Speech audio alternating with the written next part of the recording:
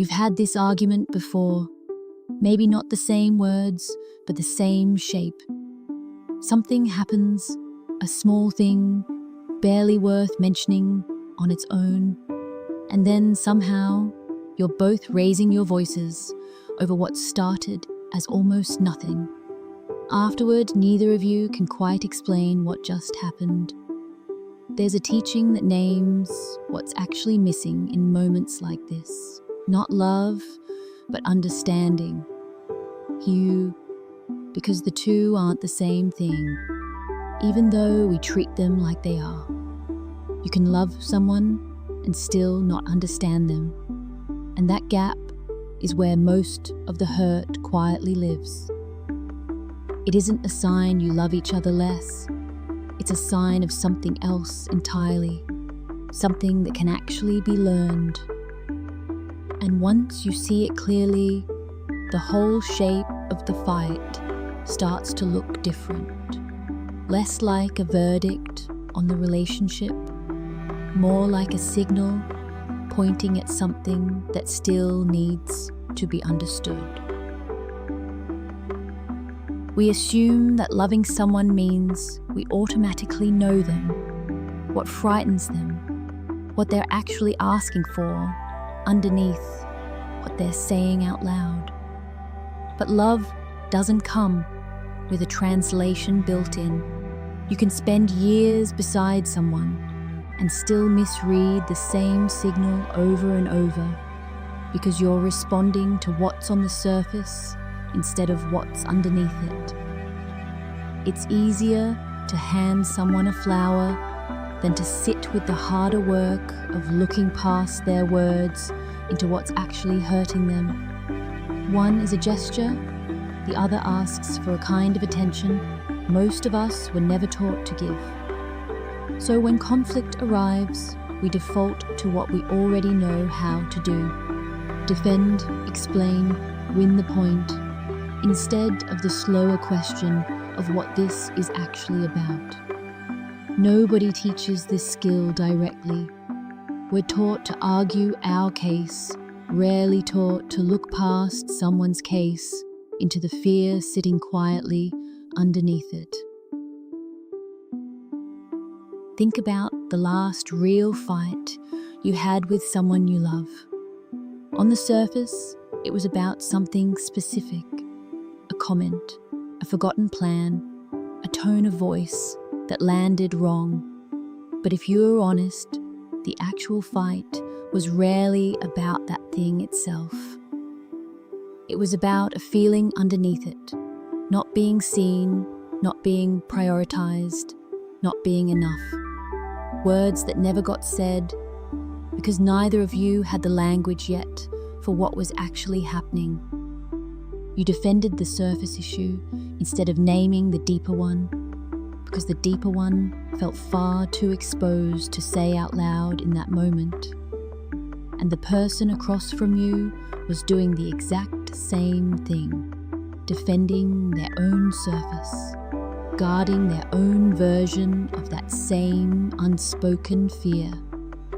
Two people, both hurting underneath, both too afraid to say the real thing, arguing instead about something almost beside the point. This is how the same fight keeps repeating, disguised as a new one every time. You're rarely actually arguing about the dishes or being 15 minutes late or a joke that landed wrong. You're arguing about whether you matter to this person, whether they see the parts of you that feel most fragile. But because neither of you says that plainly, you keep circling the surface issue, resolving it, and finding yourselves back here again a few weeks later, exhausted, wondering why nothing really changes, even after you both apologize. You apologize for the argument, but you never quite reach the wound sitting underneath it, the one that keeps causing the next one. And so the fight ends, but the actual question, Do you see me? Do I matter to you? Stays open, waiting quietly for the next small thing to bring it back. There is an older teaching about what love actually requires. It comes from Thich Nhat Hanh. Hula Nentang Kuatin Tuong. Understanding is the foundation of love. If you cannot understand someone, you cannot truly love them, no matter how much affection you feel toward them. He wrote that giving someone a flower can be easier than looking deeply into them, into their suffering, their longing, to actually understand what they quietly carry. Most conflict isn't a failure of love at all. It's a failure of understanding. Two people who care about each other, reacting to each other's surface, missing everything happening underneath. Understanding asks something harder of you than affection does. It asks you to look past what someone is doing into what they're actually afraid of. It asks you to stay curious about someone even in the middle of being hurt by them, which is exactly the moment curiosity feels hardest to offer. So the next time conflict comes, before defending yourself, try asking a different question. Not how do I win this, but what is this person actually afraid of right now? Not what did they do, but what might they need that they don't yet know how to ask for. This doesn't mean abandoning your own hurt. It means holding both, your pain and their fear, long enough to see what's really happening between you, underneath the argument itself. Try naming it out loud, even imperfectly. I don't think this is really about the dishes. I think I'm scared you don't see me right now.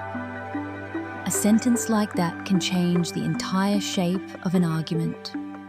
It's harder than simply being right, but it's the only thing that actually closes the gap between two people who love each other. Practice it on something small first. Before you need it in the middle of a real fight, it gets easier the more ordinary it becomes. You will still misunderstand each other sometimes. Everyone does. But you can build the habit of asking what's underneath instead of settling for whatever sits on the surface. Tonight, if conflict comes with someone you love, try pausing before you defend yourself. Ask quietly what they might actually be afraid of right now. That question, more than any apology, is what understanding actually sounds like.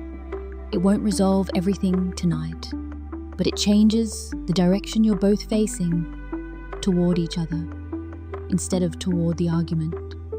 If you're the one who's felt misunderstood for a long time, not just in a single argument, but inside a whole relationship, there's a story on our sister channel, What Remains, about exactly what that feels like from the inside.